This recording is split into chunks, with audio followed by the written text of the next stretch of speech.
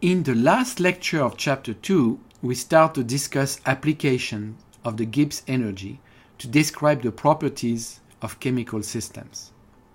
We cover three different topics dealing respectively with the concept of hydrophobicity, the relationship between work done by a system during any isothermal and isobaric spontaneous process and the associated Gibbs energy change, and finally discuss the application of delta G calculations for chemical reactions under standard conditions.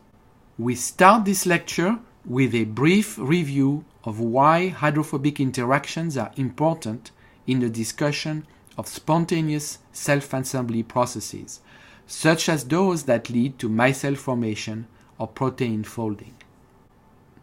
We emphasize the difference between free and caged water molecules in the thermodynamics associated with the solvation process and see how entropy, enthalpy, and Gibbs energy can be used to shine some light on the spontaneous formation of lipid bilayer structures or the spontaneous folding of proteins. We briefly review how hydrophobicity and hydrophilicity can be quantified using the free energy change associated with transfer from an aqueous phase to an organic phase.